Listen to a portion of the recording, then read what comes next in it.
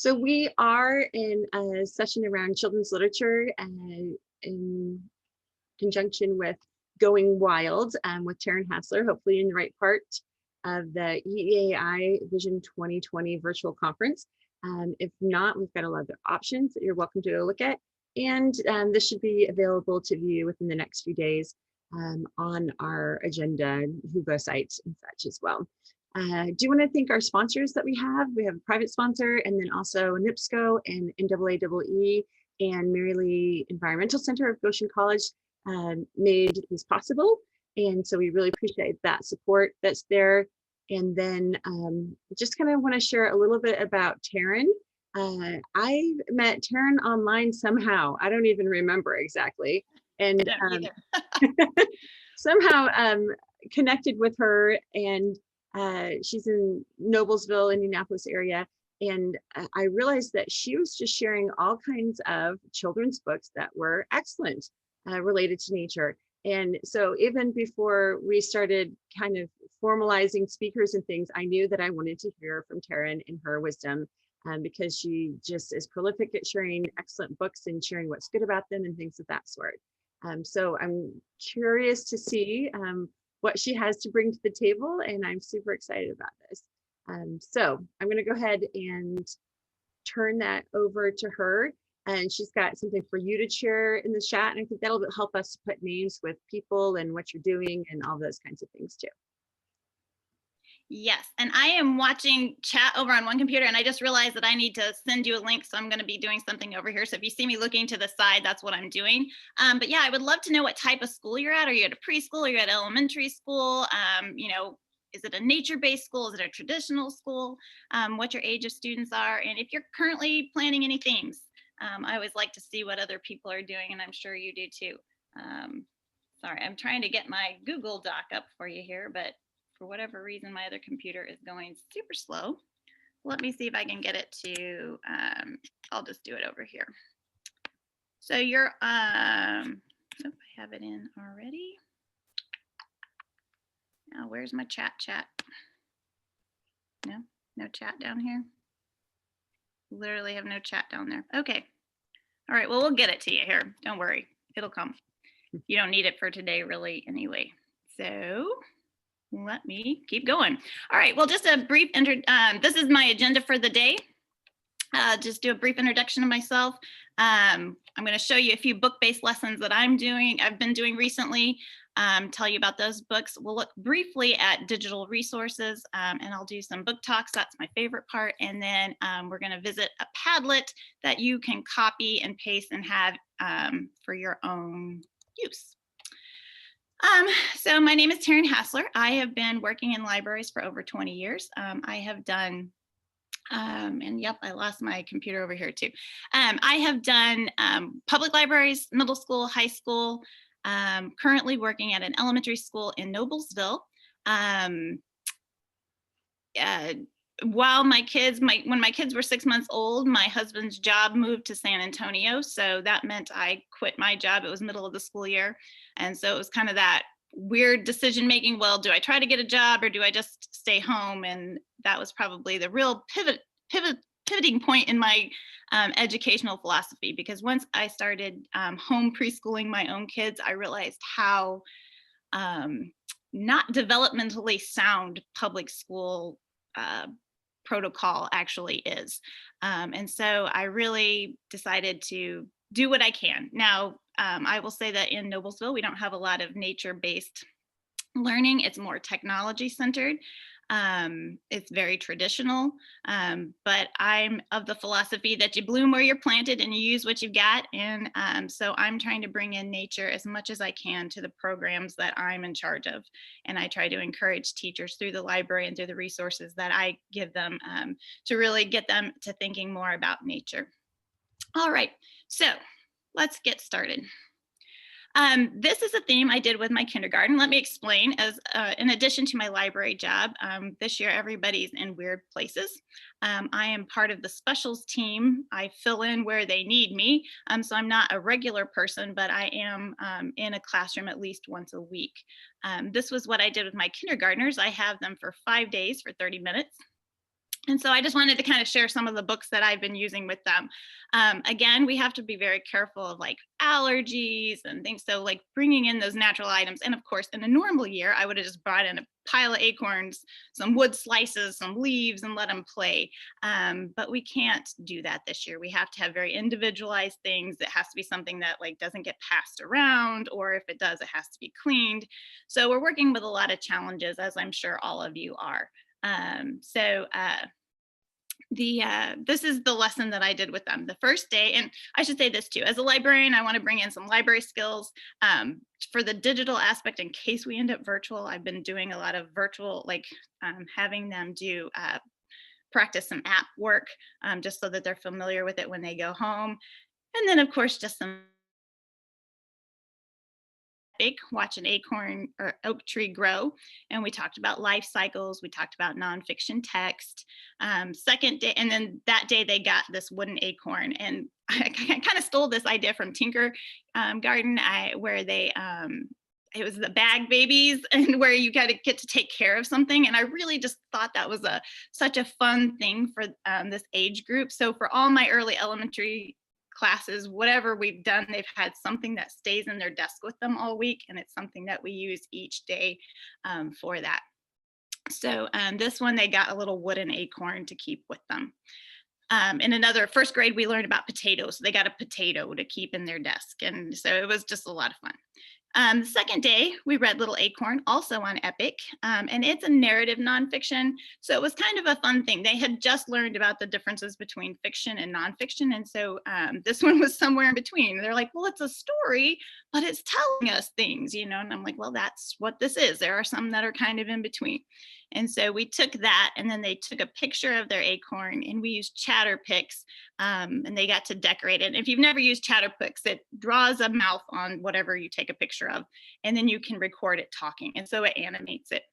And so they got to retell the acorn life cycle using Chatterpix. So that checked off that Chatterpix was one of the things I wanted them to learn about.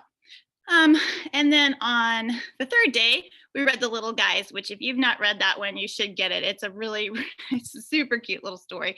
They're not really acorns, they're just these little critters.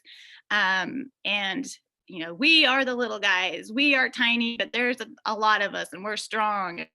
But they end up going a little too far where they're like bullying and stealing food, and they're getting very selfish. And then in the end, of course, they need help from all their woodland friends that they were bullying. So it's a good little social, emotional lesson. And then after that, they got to decorate their acorn however they wanted. And then I'm going to change my view here for a second. Then on the fourth day, we read I Want That Nut, which is a very cute story about Chipmunk and Mouse find a nut. And up until then, Chipmunk and Mouse have been best friends and they did everything together. But Chipmunk takes the nut and he doesn't want to play with Mouse. And Mouse then steals the nut, and it goes back and forth, and it's really cute and the kids really like it. And so after that, my first week's class, the way our system is set up, all the recesses are at different times to kind of spread out and give more space to kids. So there are no open recess times or slots, but zones for us at that time. So they got out their morning work boxes, which have loose parts. So this one had Legos, some of them had math manipulatives, so just different things they could build and play with. So they got to do some loose parts play with that. And then a lot of them also, they did some really great stuff. They got their paper out and they were building little 3D houses for it. One built a store, one built a spaceship for their acorn.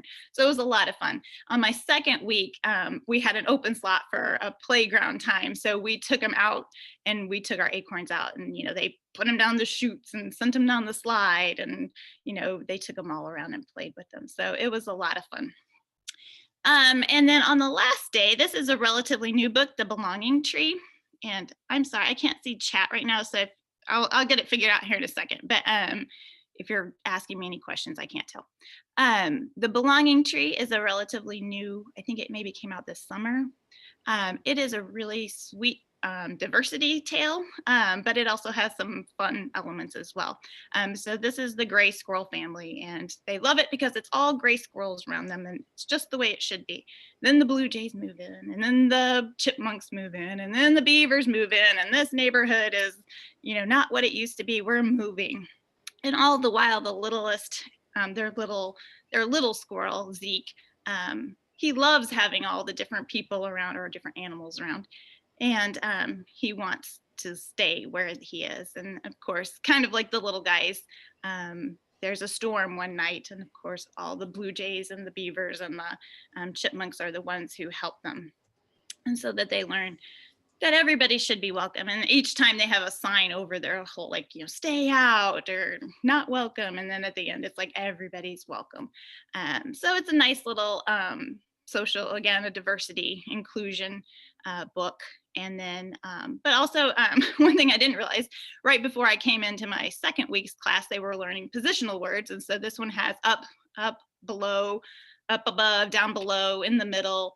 So this one had some really good positional words. So we took our acorns and moved them around to that as well. And then on that day, because they talked about an oak tree and a maple tree, we gave them, and another thing that they had been working on was sorting and graphing. And so I gave them some foam leaf stickers, and they sorted them in different ways, size, color, shape, and then they graphed, they set them out so they were graphs. And then in the end, they got to color and just make a picture with them. So, all right. Oops. Taryn, I can also let you know if there's any questions. So far, it's just been okay.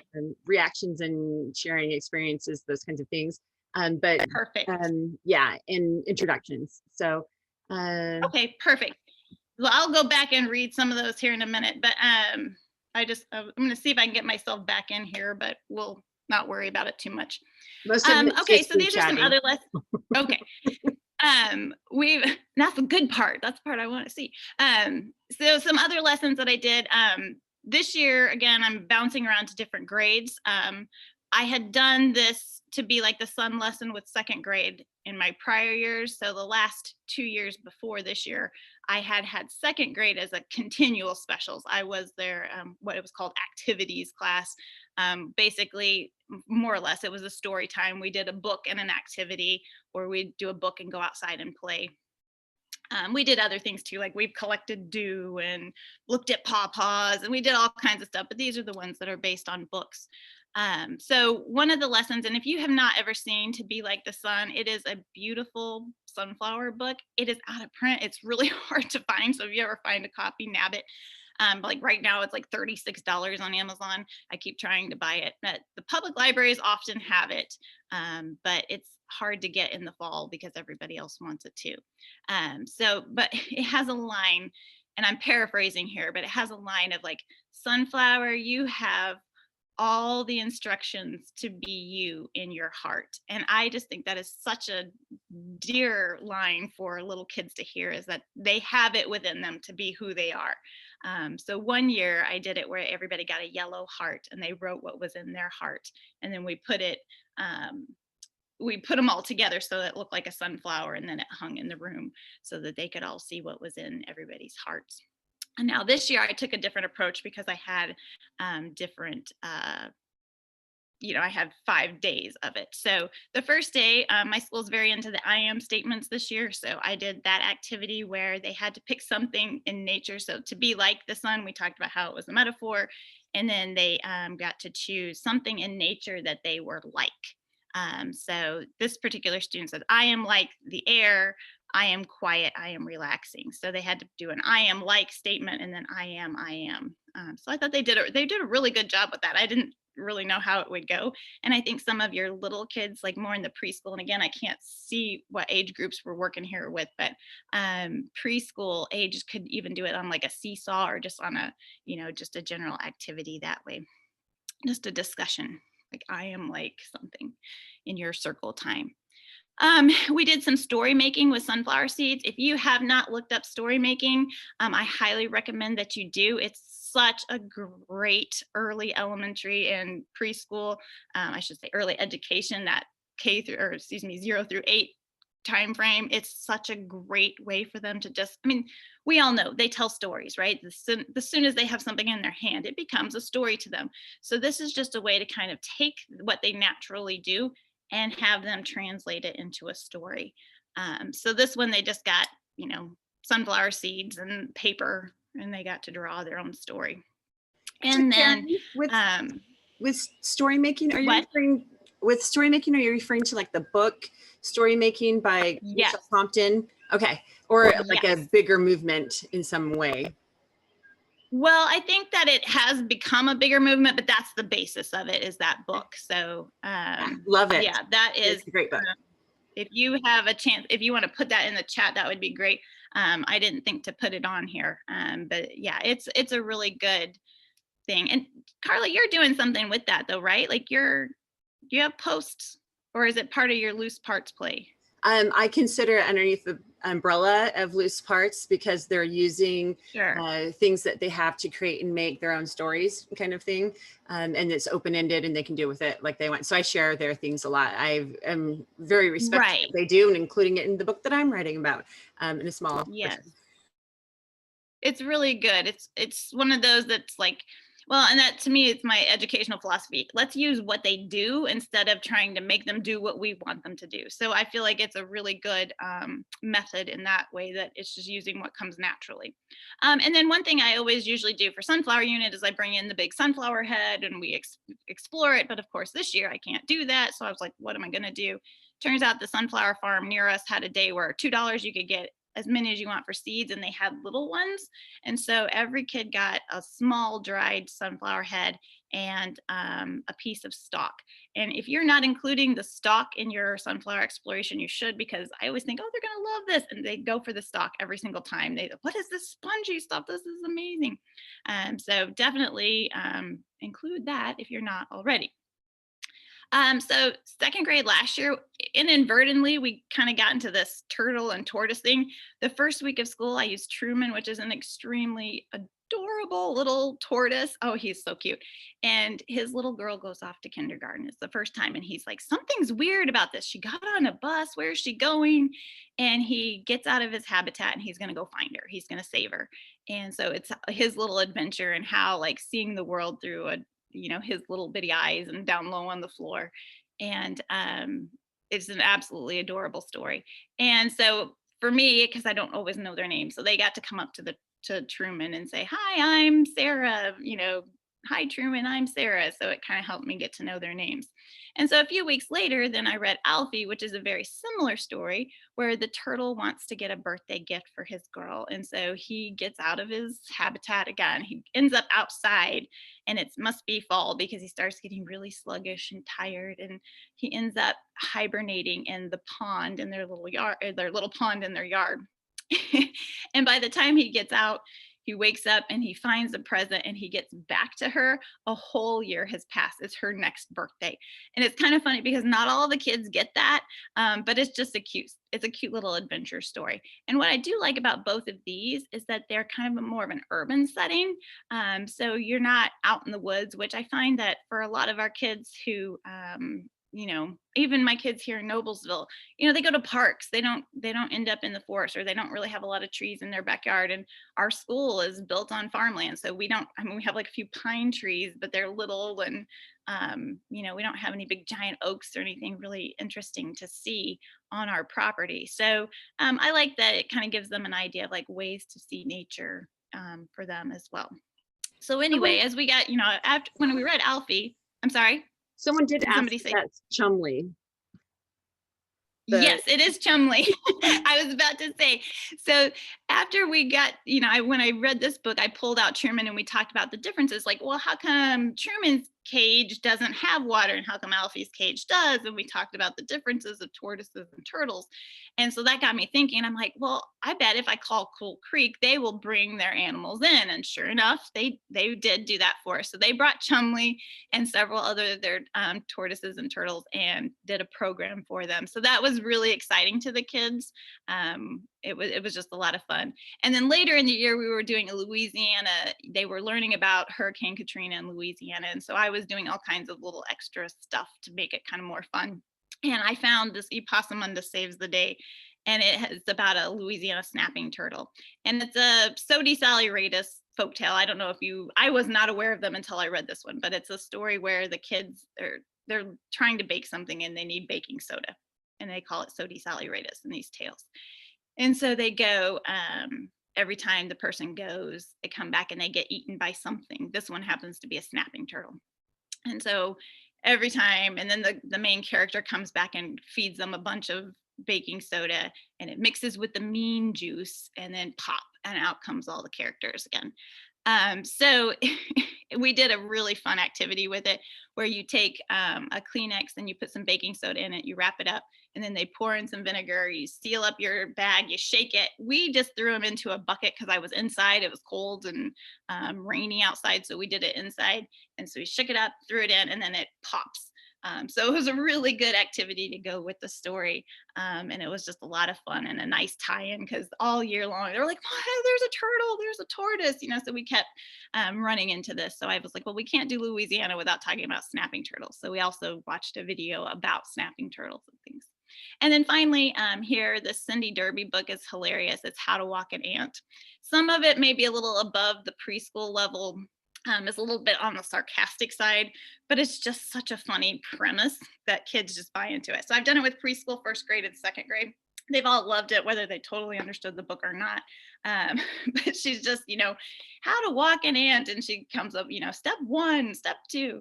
And so what I noticed with my second graders previous year was a lot of them didn't know how to tie. So I tried to add in a lot of tying activities. So they each got an ant and a piece of string, and they had to tie it. And then they had to they got to take it around the playground with them. And huge hit. I did it the second week of school, and I was like, maybe that's not a good idea. I don't really know these classes that well. But I had so many teachers, and even like the counselors came back and told me that it was a real breakthrough week for the kids, because in second grade, a lot of times, you've kind of had the same kids in your class for 2 years, and then all of a sudden it kind of starts breaking down they start mixing it up a bit. And so the kids at second week don't really know what to do. They haven't quite found that peer group yet. So this was one of those things that everybody had an ant. It was tons of fun, and they weren't afraid to join in with other people. So I had several teachers and just different people around the school, because apparently they took them out at recess. And again, the teachers were so excited about it, they took them out for another recess on top of it. And so it just kind of was a real icebreaker for kids. So it's definitely one to do if you need to get a group working together. All right, let me see here. I'll tell you what, I'm going to have you look at that last yellow sentence there, and I'm going to try to fix mine while you're doing that. So what digital resources are you currently using? How do you use them? I mean, if you don't like them at all, just say that too. That's okay. I'm not offended by that. I just kind of am trying to get a feel for how people are using them. All right, let me see if I can get my... I'm getting a weekly report. It's where I never get anything on my computer until I'm busy doing something important. All right.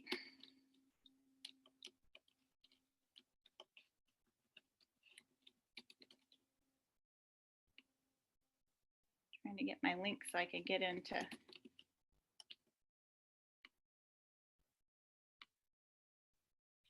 Nope, it's just not wanting me to go. Okay.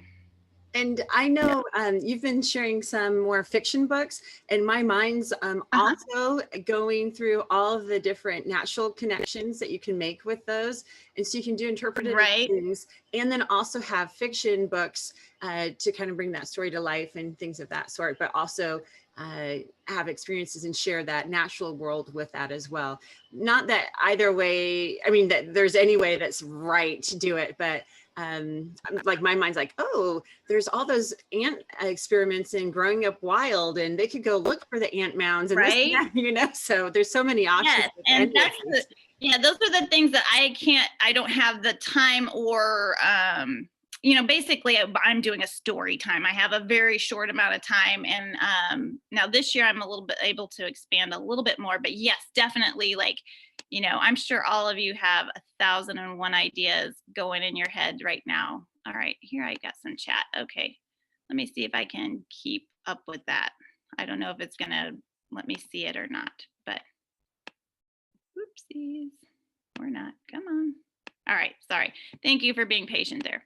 All right, so nope, I lost it again. Okay. Best laid plans, right? All right, so one of my goals at school this year is just to get teachers and students more comfortable using those digital resources. Obviously, some of you are probably in digital learning situations. I know, like Teresa Hinkle, she did a really great Zooming into Nature program on Friday.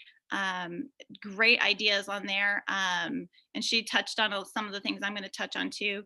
For me, I can't bring kids down to the rug anymore to share a book. So I have to present it up on that big screen. So the digital books help a lot with that. Also, a tip, if you're stuck doing that as well, I've learned to just because I was trying to like use the Elmo, or if I'm in a Zoom, I'm trying to add my phone in and use it as a camera, and it's just all these complicated things. So finally I was like, this is ridiculous. I'm just going to take a picture of every page of the book, and then I just go into my iPad, or it's already part of my Google Slides, and I just scroll through it and I read it that way. And the great thing, if you're using it through your photos too, is like when I'm on the big screen, I can zoom in, so I can be like, what's Mouse's expression, and we can talk like that. But my absolute favorite way, and this is the way that I think all of you can use it, even if you're not using digital, because I know that's not nobody's first choice for preschool, but just to preview new books. We have Hoopla at my library, and it has just been amazing. And I've got a tutorial that you're going to be able to go to where it shows you how to find those most recent books. So like things that are coming out, they're coming onto Hoopla the very day they're coming out in paper copy. So it's really great for you to say, hey, do I want to buy this book? Is this really the kind of book I want for my lesson? And just to get, you can see a lot of stuff in a very short time without making a trip or waiting to put it on hold. So it just increases the amount of stuff I can see in any given time. So if you don't use it for any other way, I suggest using it for that. All right, so here's, I just did some screenshots. Epic is going to be your best bet. It's free to educators. So there's really no reason not to do it. Even if you don't plan to use it with your class, that's not a big deal. You can still go in and get an educator account and just use it for yourself. So you can see here some of the books that are available, some really good stuff, some newer stuff like this Taking Time, brand new, just came out not too long ago. I think at the Pond too. Some great nonfiction. I always find it hard to find good mushroom books, so I wanted to add that to it. And on the handout that I'm about to give you, there's a link to, I made a collection for this. It's the Go Wild collection. And so all the books that I thought might be of value to you, I put on there, and I'll continue to add to that as well. And so good selection and unlimited and free to you if you are an educator. Now, if you're a homeschooler, you're going to have to pay, I think it's like $10 a month or $75 for a year. But I use it a lot at home with my own kids just to answer those last minute questions or change up my lesson at the last minute. So I do a lot of it with that. Hoopla, not every library has this. I'm hoping that it becomes more popular. It is a fantastic resource. It's kind of like Netflix. It just has all kinds of good stuff coming to it all the time. It's the one that I get those brand new releases on. And I go through a tutorial with you for that. The only downside is that it's checkout limits. I think that before libraries closed, I think we had a limit of 6. And then when the libraries closed, it went to unlimited, and then now it's back to 15. If I'm kind of guessing with that, but so every library is going to have a different thing, and it's 15 total. So for the month. So once you hit that, you can't get any more. So it would be nice. I would actually pay for this one because it's really good. So who knows what happens in the future. And then Libby or Overdrive, I think almost all public libraries offer that. It may actually be something that's offered through the state. It's got very high quality books, but it's going to be more your standard books, like the Young Hoosier books are on there. So it's kind of more of you're not going to get the brand new, you're not going to get the different kinds of topics that you get on Epic and Hoopla, but it is a strong resource, and it has a revolving limit, so you can have 10 at a time, but if you return 2, then you can get 2 more. So it's fairly usable that way. And again, like I said, on the handout, you're going to see links. I've loomed. They're about 25 minutes each video. So the first half is about how to use it. The second half, I go through some of the books and do little book talks for you so that you can see those. So that's available to you. All right, now for the fun part. What are we at? 9:30. Okay. The fun part here, the book talks. So this is a new one I got off Hoopla. Again, just recently came out. I don't know if it's just because of all the chaos that's been going on, but this book, I mean, it just resounded with me. I found hope in a cherry tree, and it starts out that she's playing with her shadows and how shadows come and shadows go, but they always return. And then she goes out into the wind and how the wind tells her stories. And then it's into the snow, and it kind of progresses very beautifully into one thing to the next, and how the snow can hurt, but it goes away, and it can be beautiful as well. And then at the very end, she says that she learns hope from the cherry tree because every year the cherry tree puts out buds, not ever knowing if they're going to actually be able to bloom, that they might get hit by the icy snow. They might be in the shadows and they may not bloom. And then at the very last page, it says, but the cherry tree knows this. It is hope in autumn that brings flowers in spring. So it's just one of those that I was like, oh my goodness, this is so beautiful. And it just hit home to me. And again, these will all be listed on your handout as well. I Am the Storm, Jane Yolen and Heidi Stemple. They're actually mother-daughter. They have several other books out as well. This one, I think, just came out November-ish, early November. It was one I had to buy. I was like, oh, absolutely. As you can see, the colors are absolutely stunning. It is fantastic if you're in an elementary school setting. It is fantastic for that second grade weather unit where they talk about tornadoes, blizzards, fires, and hurricanes. I particularly like that they included the fires because that's something new and there's not a lot out there on that just yet. So that's becoming a new topic, in there. So, but at the preschool level, it kind of goes into like, when we hear the storm coming, we know to prepare. When the storm is over, we clean and we help. And then it's okay to be scared. And then at the very end, they're like, I am loud like a tornado. I am wild like a hurricane or a blizzard. I can't read that really clear. But so it gives them like, all of us have nature inside of us, and all of us have pieces of this. All right, so great one, for lots of different uses in this one. Snowbirds, this was one that even from the time I did my Hoopla loom for you to now, this one just came out. So another great bird book. You could pair it with, have you heard the nesting bird?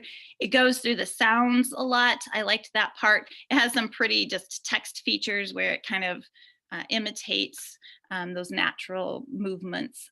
So a lot of great things about this. So if you're looking for more bird books, this is a good one. This is a good one. And like I said, you can find it on Hoopla if you'd like to preview it.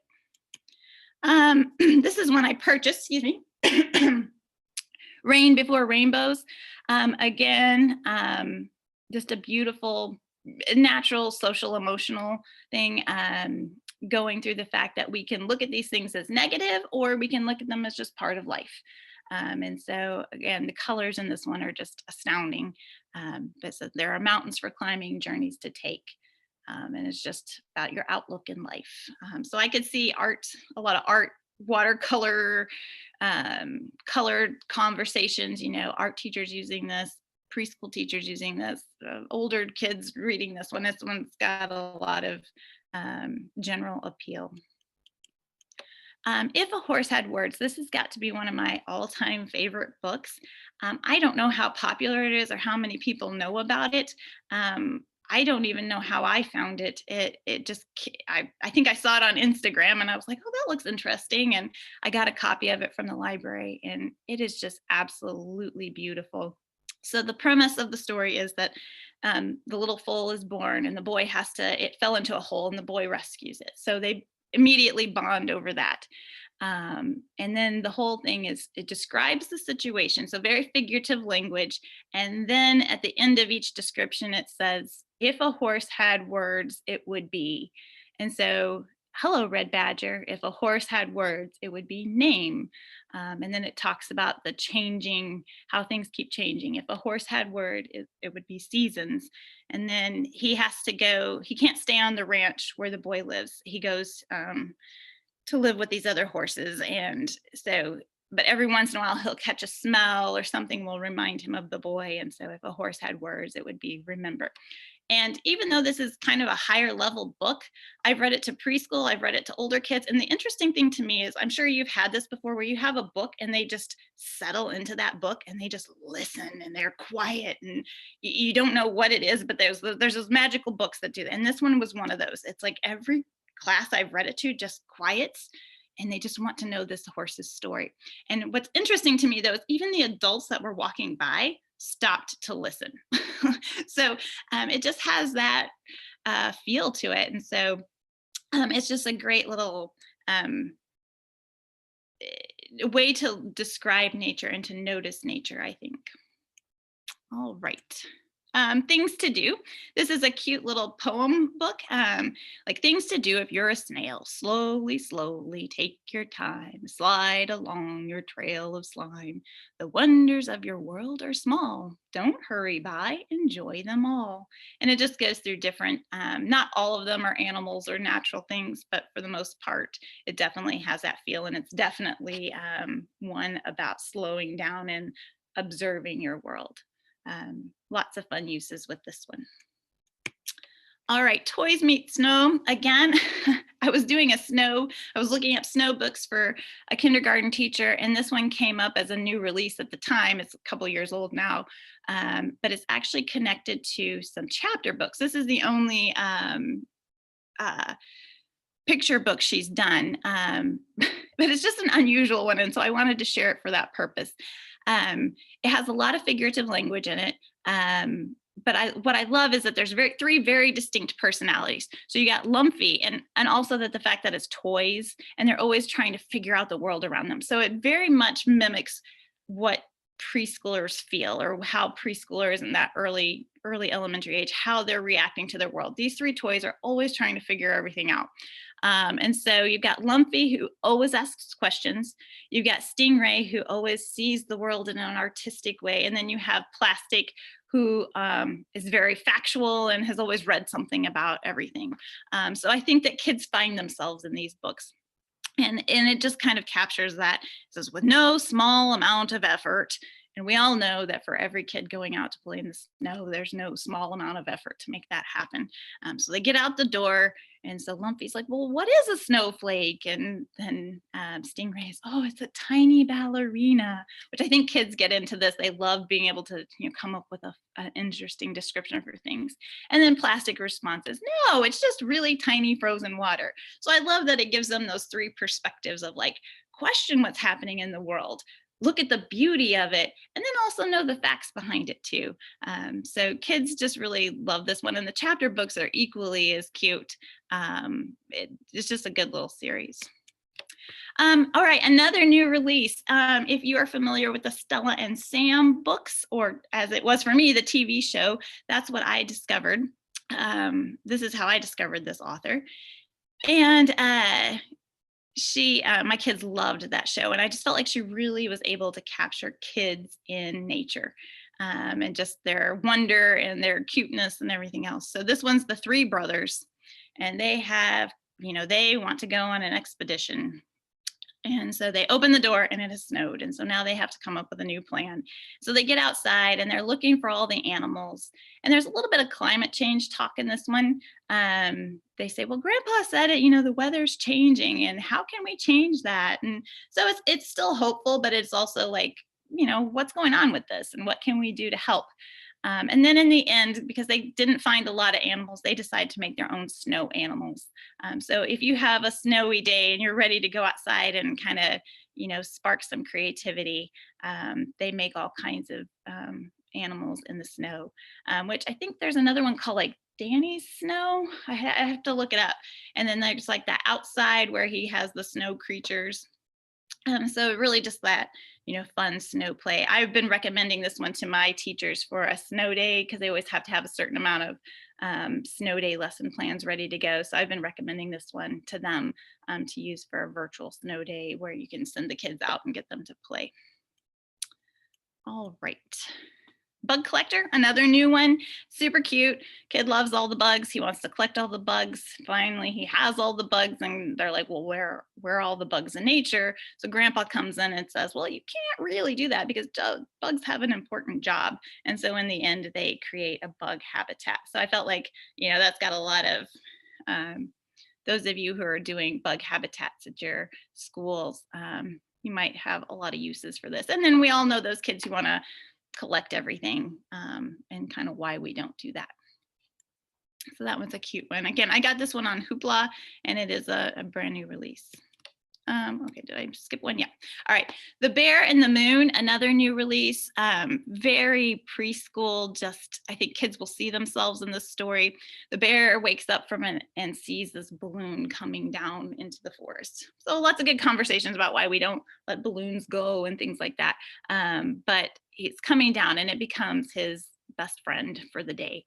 And of course, we can all predict what's going to happen. It pops, and he's very sad about this. And then in the end, he realizes that he doesn't need the balloon. He's got the moon to follow him around. But I think this is just one of those that little kids will really enjoy. He's as cute can be, great expressions. And, I think if you have, I don't know about your kids, but my kids love to like drag things around. So like whether it's a balloon or they take a toy with them all day, but that dragging and that learning how forces work is I think always a fun activity for kids. So just having them go find something, whether like I said you could do a balloon if you're in doing that type of activity, or you could go out and just find a stick to tie on and carry it around with you. So I think some fun stuff with this one. Up the Mountain Path. The thing I love about this one and why I wanted to include it, because it shows a nature mentor relationship. It's a great book in and of itself. They meet all kinds of critters along the way. In fact, there's a turkey vulture in here. My daughter loves turkey vultures. So that was a big score for us when we find turkey vultures in books. But she talks about the proper walking stick, like how to make a walking stick. But this badger just takes the little kitten under her wing, and it goes through many, many years until the badger's old and can't go on the walks anymore. So I think it's just a good time passage, as well as that nature mentor relationship that I think probably the kids have with you. And so it's kind of that good thing about how eventually the kitten, he takes over and he's the mentor to the next one that comes. So that passing along that knowledge. And if you have kids who love looking at maps, this is a great one for this because it's got the whole route that they go and the things they find along the way. All right, Little Owl Lost. This is one of my kids' favorite books. And the reason I put it on here is because it talks about describing things. And so I think it's a good book for kids to get them to think about how to describe things in nature. So little owl falls out of his nest while he's sleeping, and he doesn't know where he is, and he doesn't know where his mommy is. So that's also a good thing. It's like what to do when you're away from your person. Like how do you find them? And so Squirrel comes up and says, "Oh, don't worry, I'll help you find your mommy. What does she look like?" And so the owl says, "She's big like this." And the squirrel's, "Oh, I know, come follow me." And the squirrel brings back a bear. And the owl's like, no, that's not my mommy. My mommy has pointy ears like this. And then the squirrel, "Oh, I know. And it's a rabbit." And so it keeps going through this. And the kids just think it's hysterical. But I also think it's one of those good little mental lessons for them that, being able to describe your parents or being able to describe different things that you see. So if you do any sort of description unit, or you're taking them on a nature hike and you want them to be able to think about describing things, this is a good starter point. But it's also just a fun little story, talking about the different features of animals and things like that. Bring Me a Rock. Actually, Teresa Hinkle had this on her list as well. Super bossy little grasshopper. He wants a tower of rocks. And so he wants to be king and have his tower. So he's bring me some rocks, and the bigger, the better. And of course, they're all bringing him rocks. And we have this little guy down here who has the tiniest little rock. And, it infuriates the grasshopper, and he sends him back Well, it turns out that that little rock, if they'd put it in there, would have kept the rocks balanced.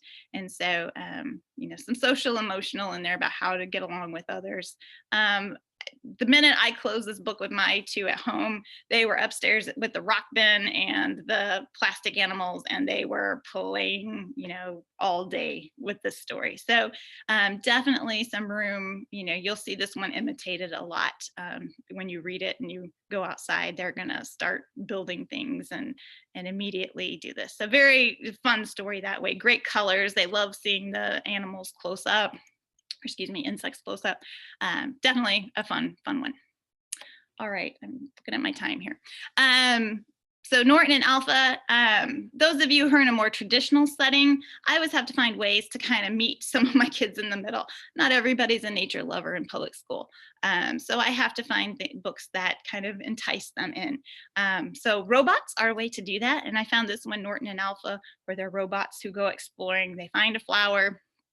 The whole time they're carrying the flower back to their laboratory, they're dropping seeds. And so they get it to the laboratory and they're trying to feed it oil and they're trying to see what makes it grow and what makes it work. And nothing's working. So then they want to go exploring again, but it's raining. So they stay inside. And then after the rain, they realize that this is how flowers work. They seeds and they bloom. So I think some good talking points of why we don't pull flowers and things out. When we do want to test them, or what do flowers actually need to survive? Do they know that? And some good things there. Don't feed the coos.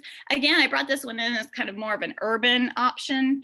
And of course it talks about poo. So I think it would be fun to do like a bird poo walk and stuff like that, or scat walk. If you've got the forest, again, I don't have forest around me or any sort of nature trail or anything. So we have to do something a little more along these lines. But if you feed the coos in the park, they're gonna poo everywhere, and then they're gonna follow you and you're gonna have to accept your fate. So just a fun read aloud in general. Layla's happiness. She talks about all the things that make her happy. Not all of them are based in nature, but a good number of them are. So I think this is just a good read aloud in general, and to talk about what makes them happy, or think of, if you're doing something where you're having them think at the end of the day about what made you happy today. You Matter. If you have not been using the Christian Robinson books, I highly recommend you search him up. He's mostly an illustrator, but he also does this one. He's the author and illustrator. But he's got so many wonderful books. And again, he has that ability to capture the world the way the kids see it, and to pick up those things that kids find important. So I liked that he included some microbes here, and just to kind of, just a different view of things, like, how the world is.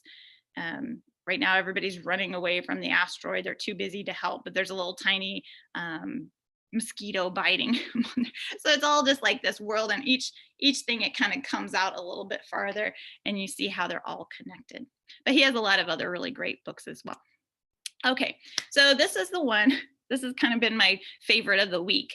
I kept seeing it on Instagram. I kind of brushed it aside because I thought it was just going to be another bedtime story, which nothing wrong with that, but they're not as usable. You probably feel the same way. They're not as usable in a classroom setting because they're meant for parents to read right before bedtime. So I was like, whatever. So I finally got a copy of it. And then I was like, oh my gosh, this is the most beautiful books. First of all, the colors in it are beautiful. But then it's like, come home, swift leg, furry schemer, red-tailed dreamer, night winds blowing, trot this way, mountain dens your hideaway. So very strong on like features, habitats.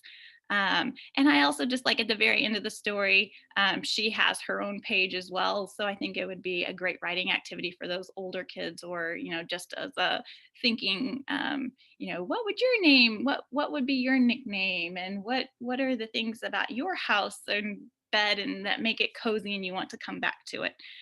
So a lot of good uses with this one, or just a beautiful read aloud. Either way, you're not going to go wrong with this one. And this one is on Hoopla as well. All right, so now we're going to go into the Padlet, and hopefully I can figure out how to get this to you.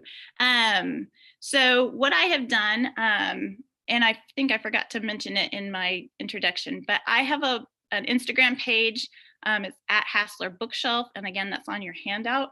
And what I did was I just kind of organized them by topic into this Padlet. Now, once you get into the Padlet, and let me go ahead and do that, you are going to be able to, aha, good, I got chat back up here. So you're going to be able to do this. And it's, oh, you know what, I should have double checked that. I don't know if that's going to make, let me give you the share one. That one might give you trouble. I don't know if it will or not. It might be exactly the same, but I don't want to, yeah, it looks like it's the same. I don't want to mess you up. Yeah, it's exactly the same. Good deal. So you can, if you don't have to have a Padlet account to access this, but if you want to make a copy and keep it and add to it for yourself, then you're going to need to log in and make an account. Accounts are free. They give you 3 Padlets that you can have. So what I have done here, and let me move my zoom up down somewhere. So can you, is everybody seeing this? Yes, we can see it on your screen. Okay. Sorry. And I think I'm like, I can't to get the yes, people are saying yes. Okay. Too. So. Okay. So these are some of the favorites that I picked out. Of course, it's virtually impossible for me to pick out things, but I just kind of did them by what I was hoping would be some things you would use them as. So like outdoor experiences, taking walks, like this night walk is it's another fairly new release. It's also in an urban setting, although it doesn't necessarily factor in, but I think it's a great one, especially if you're virtual right now, because you could say, hey, tonight I would like you to take a walk after dinner and notice how your neighborhood's changed. What do you see? And some of those preschoolers too, that you could go home and encourage them to take a walk. Again, coming from my angle, we're always trying to get them outside a little bit more than what they are. Ray is a light bulb going on, and I think, so these are all just like different characters going on different adventures outside. Some social emotional things, like she's very shy. The Fog is kind of a book about depression. When the Storm Comes, when your feelings are too big. So some great things like that, with some natural tie-ins. Critter life lessons. This is where, they've personified critters, and I know not everybody loves that. It depends on what angle you're taking, but these have some great little life lessons. Like I love the friendship yarn, and if you pair that with extra yarn and they do some yarn activities, add that to your play outside. So again, depends on your take on these, but just some good stories. Caring for critters, just some pets. Scarecrow, if you haven't read that one's beautiful, about the scarecrow who takes care of the little crow. A really cute one. So just those relationships with animals. Some seasonal books. I went ahead and did fall and winter. Snow Dancer is a new release. Goes great with like snow music, or even, what's the other one I was thinking of this morning, where there's a lot of sound words in it, but it's got a lot of sound words in there about crunch, the 3 brothers we talked about. When the Snow is Deeper Than My Boots Are Tall. I thought that would be a fun one, because I'm sure if you're teaching the same things I'm teaching my kids, is like, double check with a stick, or look at your boots. How high is the water? How high is that? Because that means it's going in. I know Teresa Hinkle also put this one on her list, the Wish Tree. Oh, that's the one I was thinking of, because it has swish, swish. And so it has a lot of snow sounds in it too. So if you, you're wanting to do some onomatopoeia, the Luckiest Snowball, this one's on Epic. It's really cute, where he wants to keep a snowball for a friend all year. So he has to leave it in the thing. Winter Sleep, it's an excellent one, where it's the grandma walking them. So again, that intergenerational, I love books like that. And they talk about how how it is in the spring to how it is in the winter. How's their walking path changed? So I think that would be a great one to use. I think a lot of you would find that good. Gardening and vegetables, some silly, like Goodnight Vegetables is silly, and then some more serious ones. Flowers, Weather, Every Color of Light's a new one. I Am the Storm's new. So some different things. Rocks. I don't know, my kids were always fascinated with rocks, so I'm assuming yours are too. Oh, this Lubna and Pebble. I think I must have skipped that one in the thing. That was supposed to come up. But this one's about immigration, and so she's in a tent city and doesn't have any toys, and so she makes this rock toy. So it's an activity that I did with my kids, where they each got a rock and chalk, and they got to draw faces on their thing. Or if you've got ash or something out in your nature playscape, you could have them use something more natural as well. But it's a very soft introduction to the whole idea of a tent city. She lives in a tent city. She doesn't have any friends. It's all new and a little bit overwhelming to her. And so, but it's not so harsh that it's one of those that just kind of gives kids a little glimpse into it, and doesn't really like go into it a lot. So it's a great one if you, I think probably more for elementary age, but preschoolers will enjoy it too, just the fact that she has a rock buddy. But it kind of adds that extra layer of understanding our world and some of the things that are going on in it as well. Birds, this one's coming out very, very soon. It's the Cindy Derby, the same person who wrote How to Walk an Ant. So I'm looking very forward to it. I have not read it, or I don't know anything about it, but I wanted to alert you to it. Auto Blotter is on Hoopla as well. That one's really cute. Talks about camouflage. Snowbirds we talked about. I think some more is cute, but it's not fantastic. So there's some different bird books. And again, like I just kind of took everything that would fall under that category and dropped it in. Now, when you go into these, you are able to, it should take you, with a couple of clicks, it will take you into my Instagram page so you can read the whole thing.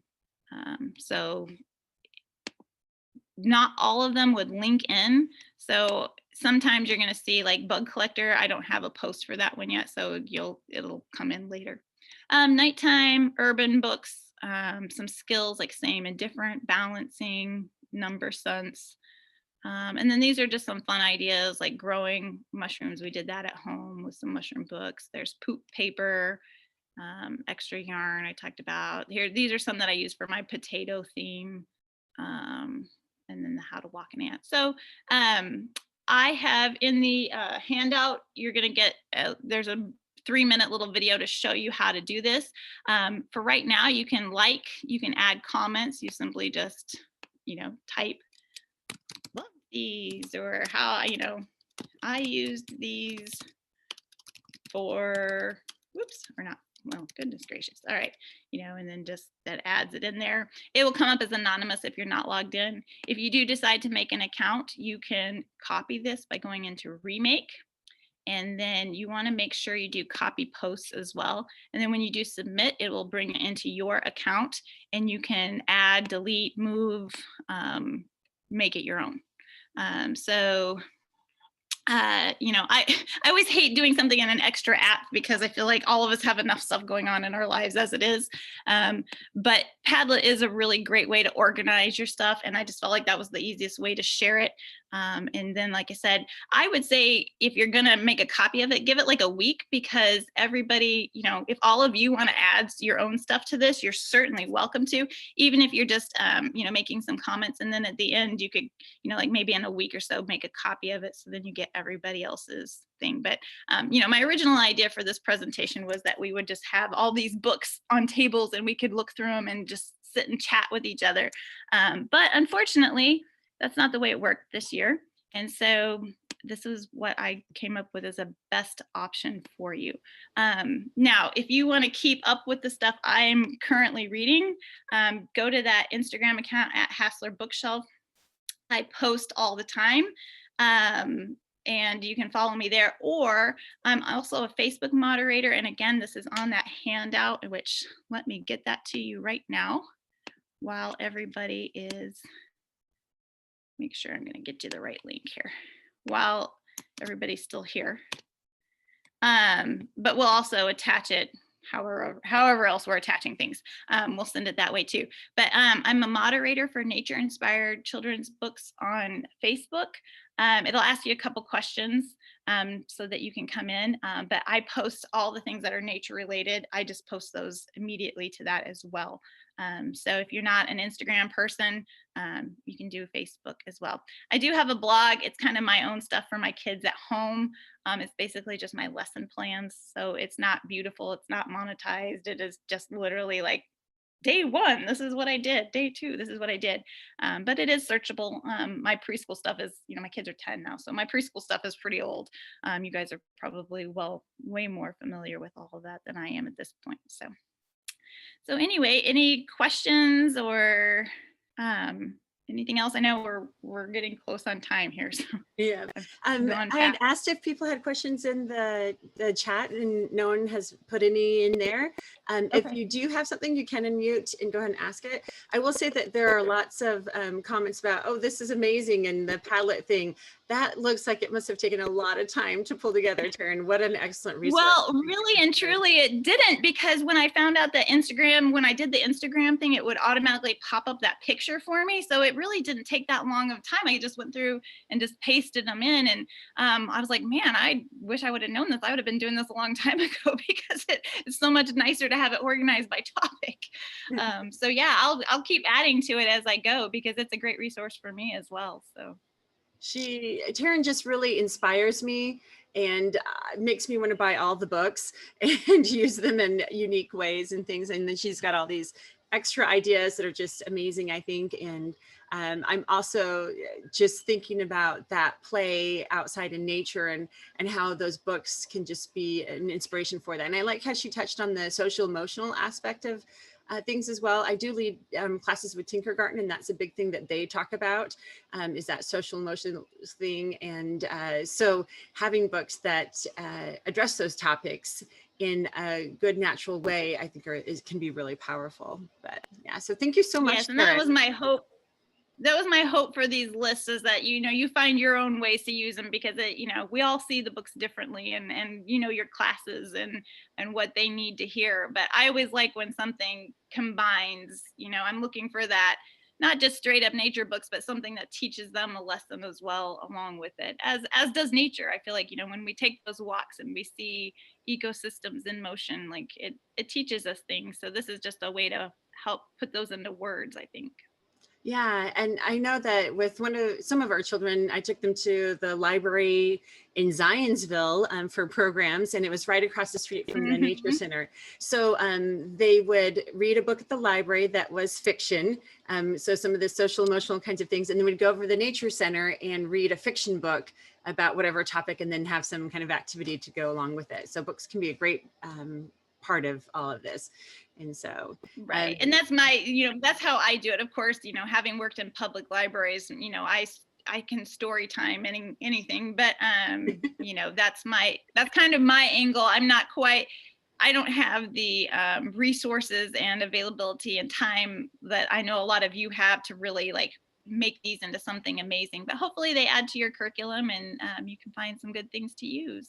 And just great books in general. So thank you. And I love all the tips on accessing books and things of that sort too. So you've just brought a lot into this to help us understand different books.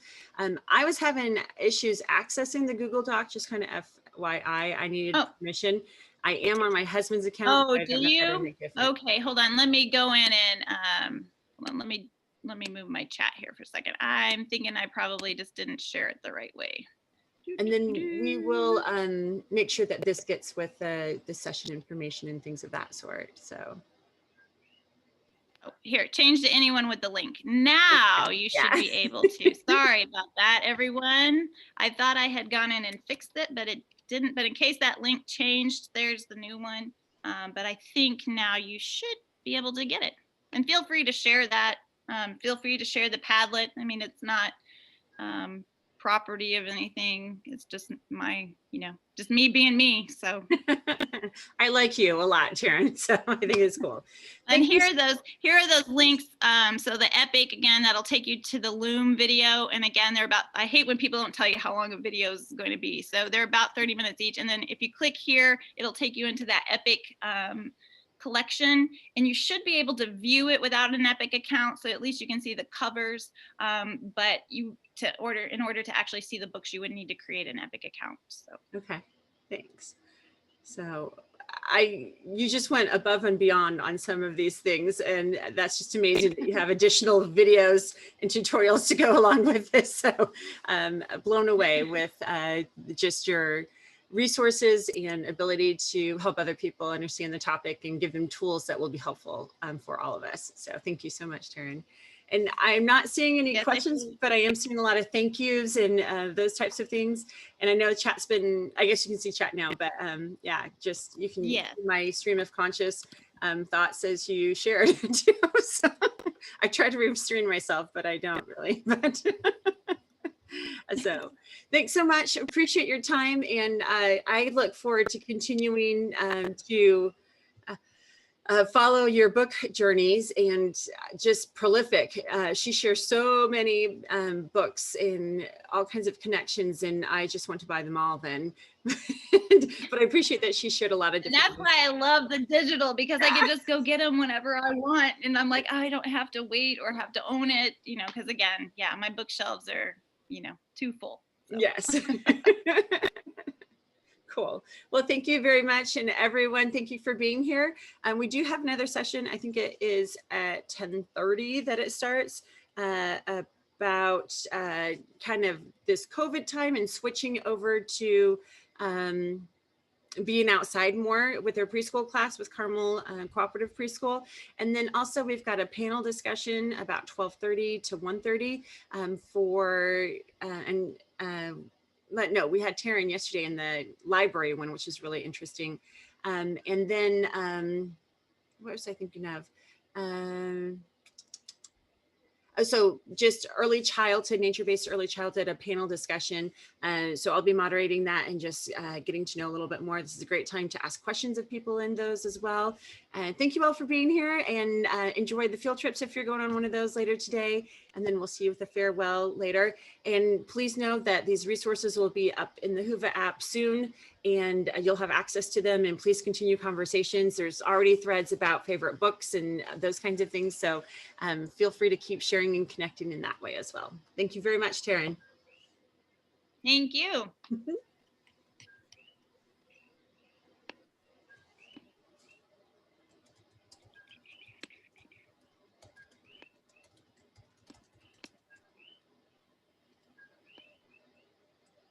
All right. Thank you. This was excellent. Well, good. I hope it was. I was like, I had such a hard time narrowing things down. I'm terrible. I want to share everything. So I don't know. I hope it wasn't too much for people, but I tried to make it so that they could go back to it later and not have to try to remember everything right now. So you gave so many additional resources and options of how to do things. And I think that's wonderful. So yes, I've been trying to do that a lot for my teachers. So it's good practice for me to, you know, I found that because we can't meet as well as much as anymore too. So I just do a Loom and I'm like, here's what it is, go for it. So hopefully it's helpful. Yeah, I can already see that it's very helpful. I have an article on books and resources due in the next few weeks, and like, oh, maybe I'll be doing winter books. I've got some ideas, but yeah, then there's you some also good have ones coming out. And like I said, when you, I mean, I apparently use, your library has Hoopla as well.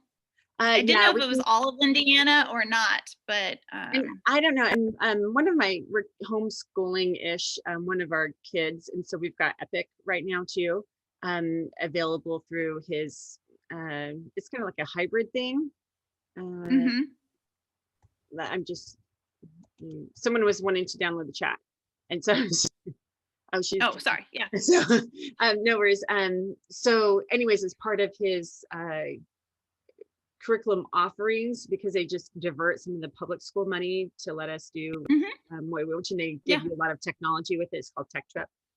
But yeah, they give us Epic as part of that. You can only use it during school hours for the most part.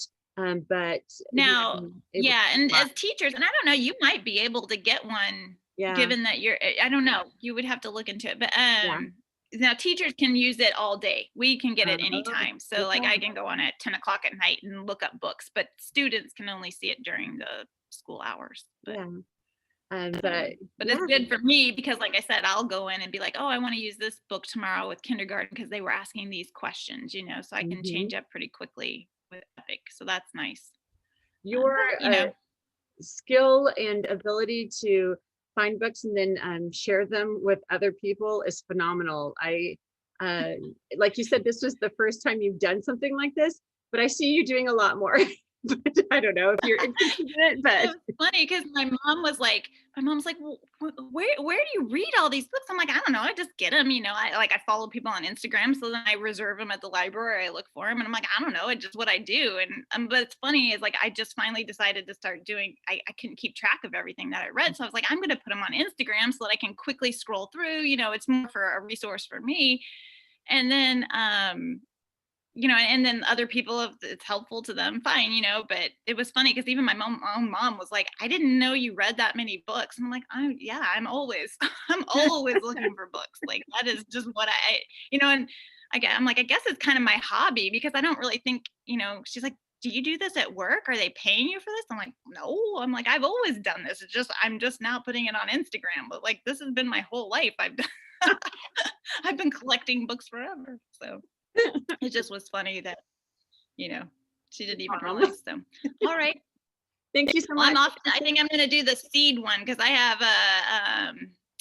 a lesson that I want to do on migrating seeds. So I think that I was like, oh, I need to go to that one and see how she's set that up. So Yeah, cool. all right. Well, thank you for having me again. I really appreciate it. And hey, great job on this. I know you're probably exhausted, but you have done a wonderful job keeping everybody going. So kudos to you. I hope you get some rest after this. Thank you, Taryn. I will. So, all right. We'll see you ya. later. I'll share a seed thing with you too. So okay, fantastic. Thank you. Bye. Bye.